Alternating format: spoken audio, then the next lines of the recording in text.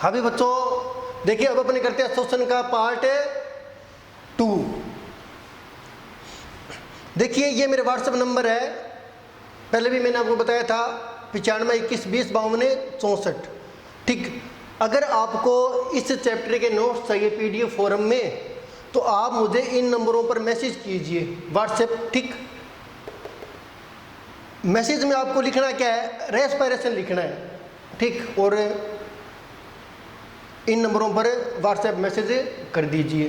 तो रेस्पिरेशन लिख कर ही आपको सिर्फ ये रेस्पिरेशन वर्ड लिखना है और मैसेज कर देना, आपको नोट्स मिल जाएंगे। देखिए अपने बात कर रहे थे शोषण की, शोषण के प्रकार। ठीक, ऑक्सी शोषण, और ऑक्सी शोषण में मैंने समीकरण लिखी थी और मैंने आपको ये बताया था कि इस समीकरण के आधार पर ठीक आप यह सोच सकते हो कि यहाँ पर ग्लूकोज का ऑक्सीकरण प्रत्यक्ष रूप से किसके द्वारा हो रहा है, ऑक्सीजन के द्वारा हो रहा है, या ग्लूकोज के ऑक्सीकरण में ऑक्सीजन प्रत्यक्ष रूप से भाग ले रही है, लेकिन ऐसा नहीं है।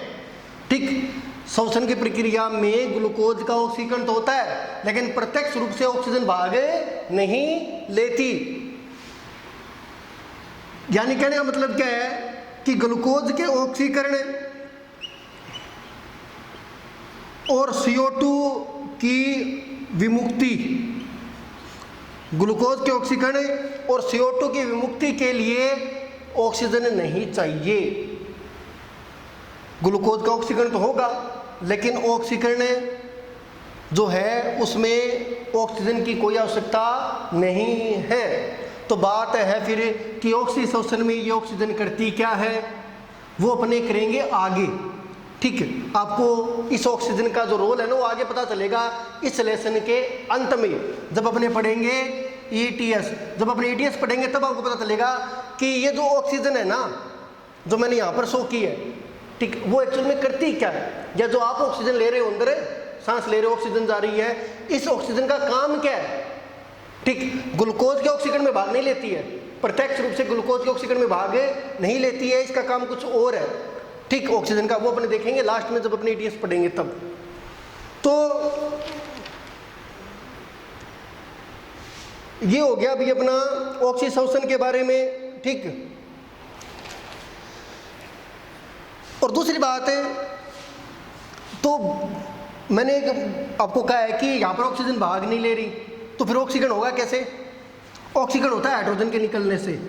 ठीक, ग्लूकोज के ऑक्सीकरण और CO2 की विमुक्ति में ऑक्सीजन भाग नहीं लेती है प्रत्यक्ष रूप से। ठीक, तो ऑक्सीकरण होगा कैसे, ऑक्सीकरण होगा हाइड्रोजन के निकलने से।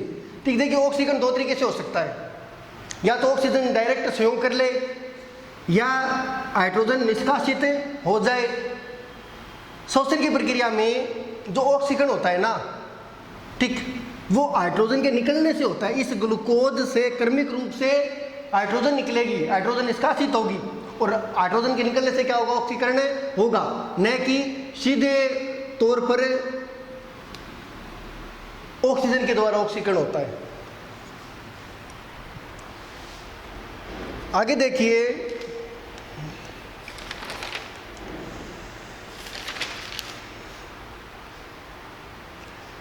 जो समीकरण है शोषण की मैंने ये लिखी थी और मैंने आपको बताया था कि ये समीकरण जो है ना, बताने के लिए तो चलो ठीक है लेकिन टेक्निकली ये सही नहीं है, क्योंकि इस समीकरण से क्या आभास होता है, इस समीकरण से अपने यह सोच सकते हैं कि शोषण की प्रक्रिया में जो ऑक्सीकरण हो रहा है कार्बोहाइड्रेट का, वो प्रत्यक्ष रूप से किसके द्वारा हो रहा है, ऑक्सीजन के द्वारा हो रहा है। चूंकि ऐसा नहीं है तो ये समीकरण भी टेक्निकली सही नहीं है।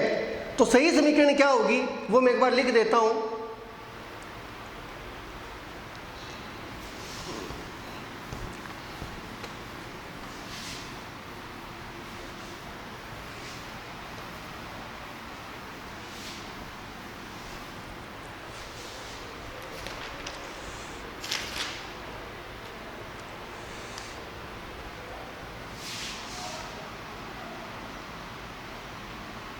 C6H12O6 ठीक,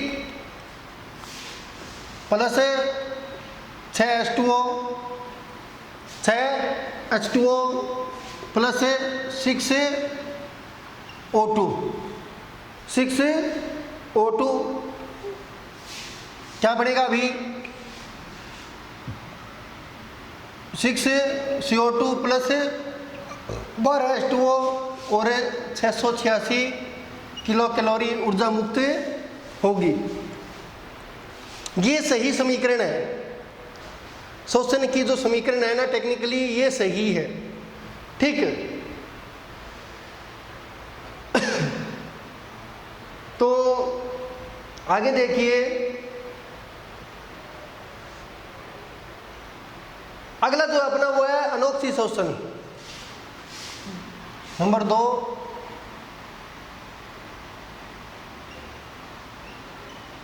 अनोक्सी शोषण। अनोक्सी शोषण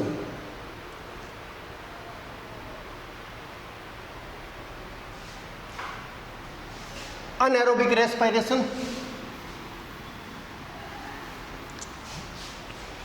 देखिए, नाम से पता चल रहा है कि इसमें ऑक्सीजन की आवश्यकता नहीं होती। तो इस प्रकार का शोषण ऑक्सीजन की अनुपस्थिति में होता है, ऑक्सीजन की अनुपस्थिति में होता है, या कह लो कि इस प्रकार के शोषण में ऑक्सीजन काम में नहीं ली जाती, ठीक, ये हो गया। दूसरी बात, जो कार्बनिक यौगिक है, शोषण की प्रक्रिया में भाग लेने वाले कार्बनिक यौगिक है, जिनको अपने क्या कहते हैं, शोषणाधार। शोषणाधार, इनका अपूर्ण ऑक्सीकरण होता है भी, अपूर्ण ऑक्सीकरण होता है। ऑक्सी शोषण में क्या हुआ था, पूर्ण ऑक्सीकरण, और अनोक्सी शोषण में क्या होगा, अपूर्ण ऑक्सीकरण होगा। यानी अंतिम उत्पाद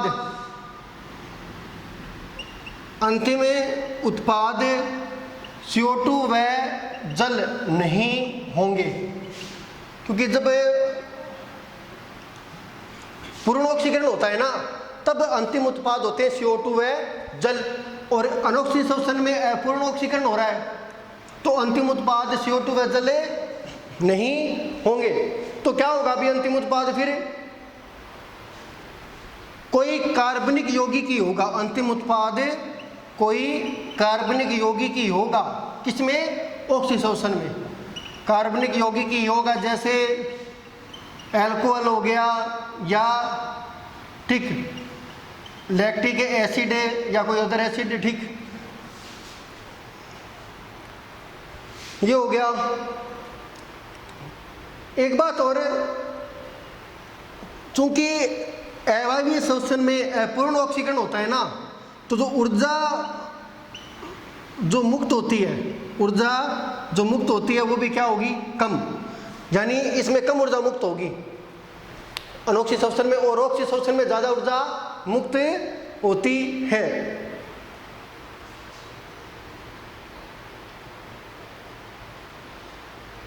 एक बार दोबारा देख लीजिए, शोषण के प्रकार है, पहला हम लोगों ने कर लिया ऑक्सी शोषण, फिर अनोक्सी शोषण चल रहा है। अनोक्सी शोषण ऑक्सीजन की अनुपस्थिति में होता है, या इस प्रकार के शोषण में ऑक्सीजन काम में नहीं ली जाती, ठीक। और इसमें क्या होता है, जो कार्बनिक यौगिक जो शोषणाधार है, इसका अपूर्ण ऑक्सीकरण होता है, और अपूर्ण ऑक्सीकरण जब होगा तो अंतिम उत्पाद CO2 व जल नहीं होंगे। तो फिर क्या होगा, अनोक्सी शोषण में अंतिम उत्पाद कोई ना कोई कार्बनिक यौगिक ही होता है। अनोक्सी शोषण में अंतिम उत्पाद कोई कार्बनिक यौगिक ही होता है, जैसे अल्कोहल या लैक्टिक एसिड या कोई और कार्बनिक अम्ल, ठीक।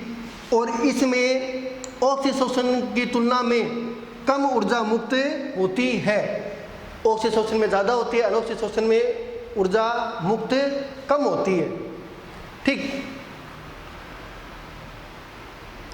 इसे अंतरणुक शोषण भी कहते हैं भी अपने, अंतर अणुक शोषण, इसको क्या कहते हैं, अंतर अणुक शोषण।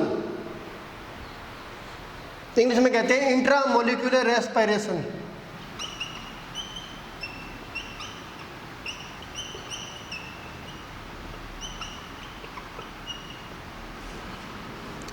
Intramolecular respiration.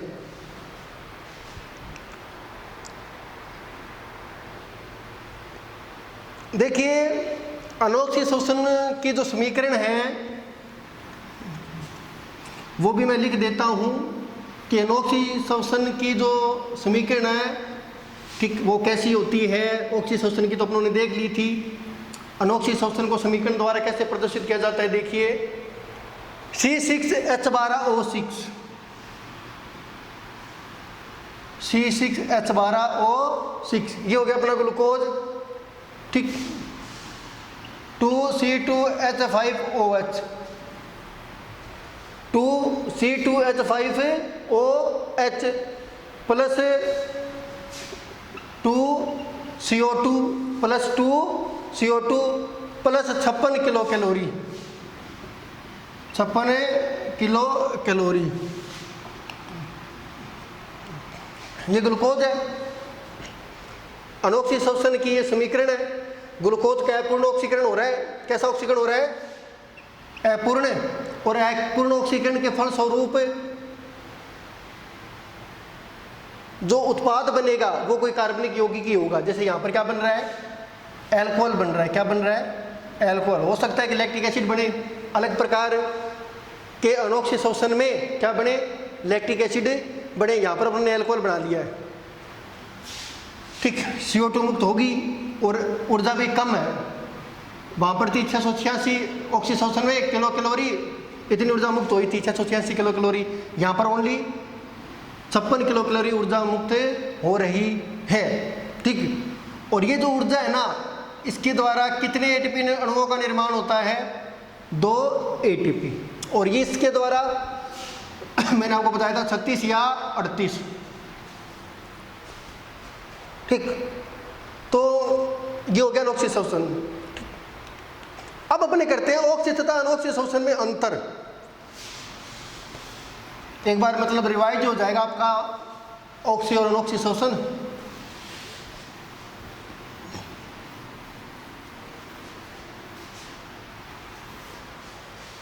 तो इधर लिख लीजिए ऑक्सी श्वसन,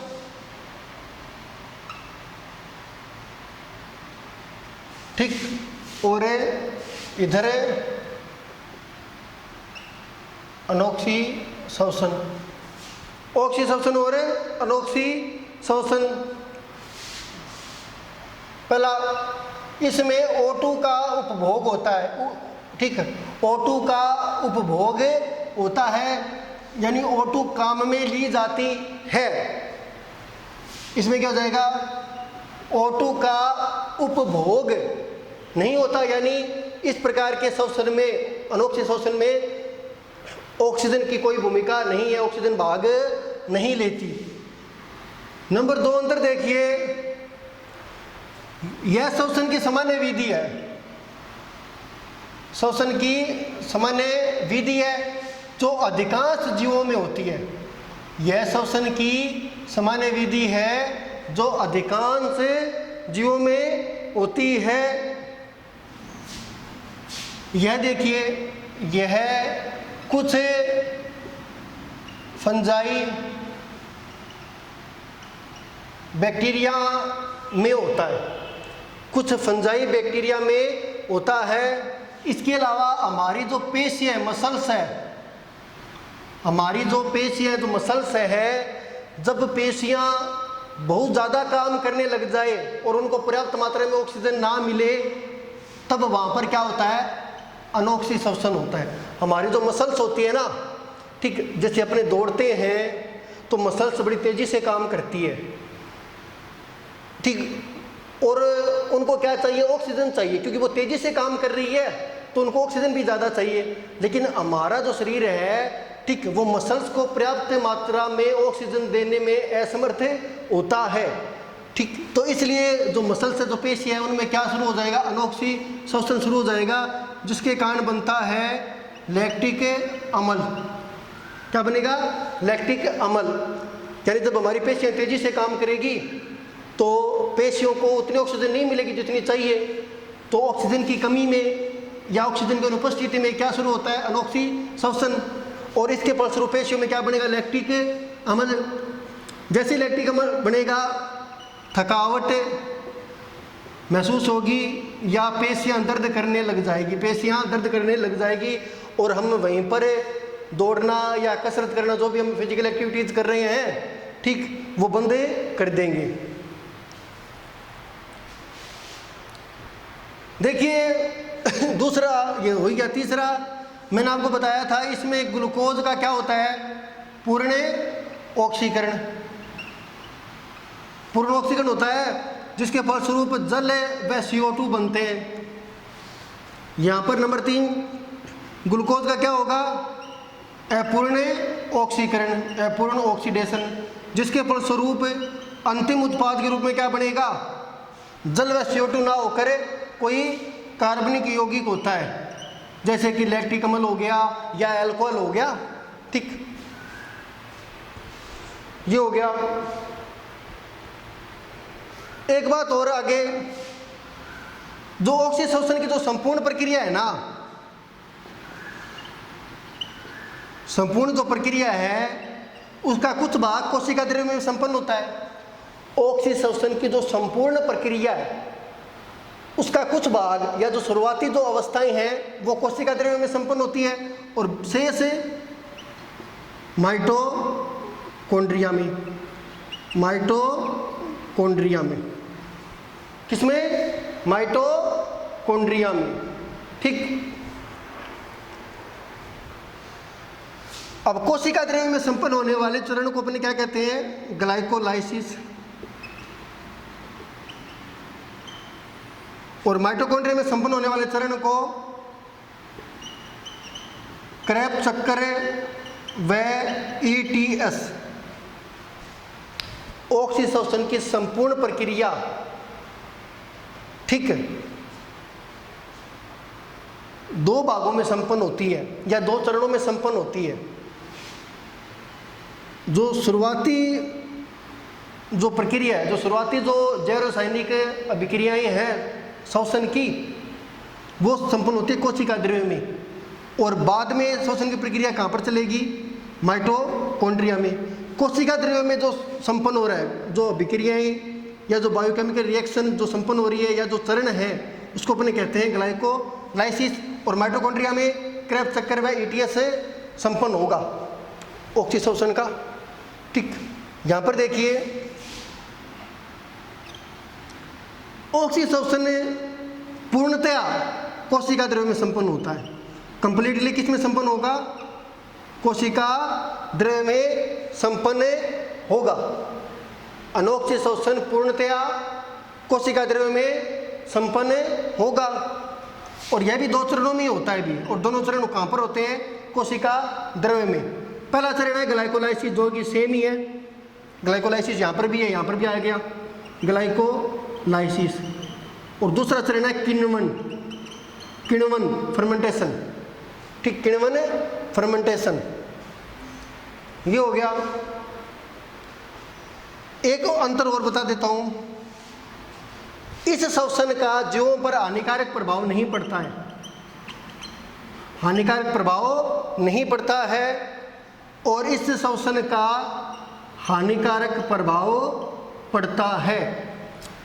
अनोक्सी श्वसन का जीवों पर हानिकारक प्रभाव पड़ता है। जैसे कि अगर आपके मसल्स में अनोक्सी श्वसन होगा ना, तो लैक्टिक अम्ल बनेगा, जिससे पेशियां दर्द करने लगेगी। तो ये अपना हो गया अभी अंतर, ठीक। और श्वसन स्थल मैंने आपको बता ही दिया। जो मुख्य श्वसन स्थल है ना, रेस्पिरेटरी साइट जो है वो कौन है, माइटोकॉन्ड्रिया, ठीक। तो पार्ट 2 इतना ही है, बाकी करते हैं अपने नेक्स्ट क्लास में।